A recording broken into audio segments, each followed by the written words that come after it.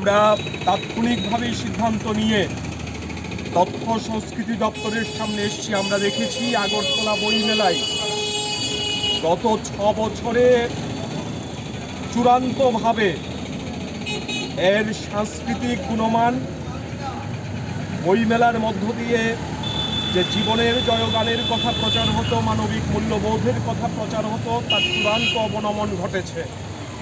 আগরতলা বইমেলার তৃতীয় দিনে এই ঐতিহ্যবাহী মঞ্চে চটুল হিন্দি গান পরিবেশিত হয়েছে।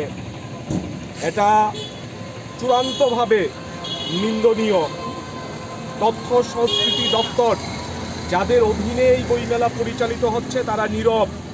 যে শিল্পী গান পরিবেশন করেছেন ওনার বিরুদ্ধে আমাদের ক্ষোভ নয়, উনি সামাজিক মাধ্যমে এই গান পরিবেশন করার জন্য দুঃখ প্রকাশ করেছেন। কিন্তু এই গোটা বইমেলাটা পরিচালনা করার প্রশ্নে তথ্য সংস্কৃতি দপ্তরের সামগ্রিক যে উদ্যোগ, সেই উদ্যোগে গাফিলতি, দুর্বলতা বছরের পর বছর দেখা যাচ্ছে। গতকালকেও আগরতলা বইমেলার মধ্যে হানাদারি চলেছে।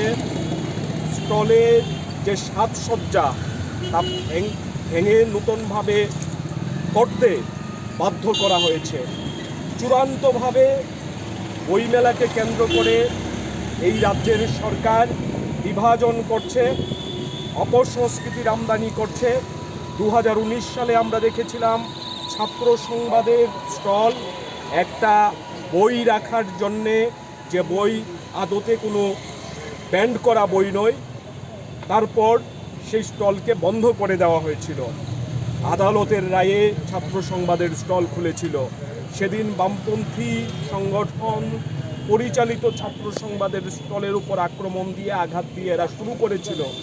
আজকে বইমেলার মধ্যে অন্যান্য প্রকাশনীর ওপরও আক্রমণ নেমে আসছে। এই ঘোরতর কালো দিনে, এই অন্ধকার সময়ে আমরা রাজ্যের সংস্কৃতি মনস্ক মানুষ যারা রয়েছে, আগরতলা বাসী যারা সচেতন নাগরিক, তাদের কাছে অনুরোধ করব এর বিরুদ্ধে প্রতিবাদে সোচ্চার হন। আগরতলা বইমেলার দীর্ঘ ঐতিহ্য রয়েছে, এই ঐতিহ্য ম্লান হতে দেওয়া যায় না, একে রক্ষা করতে হবে। এর জন্য আমাদের সকলকে, সুনাগরিকদের প্রতিবাদে এগিয়ে আসতে হবে। এই রকম হানাদারি বন্ধ করতে দপ্তরকে, সরকারকে বাধ্য করতে হবে। Subscribe to Tripura Info and press the bell icon so that you never miss any latest updates and news on Tripura.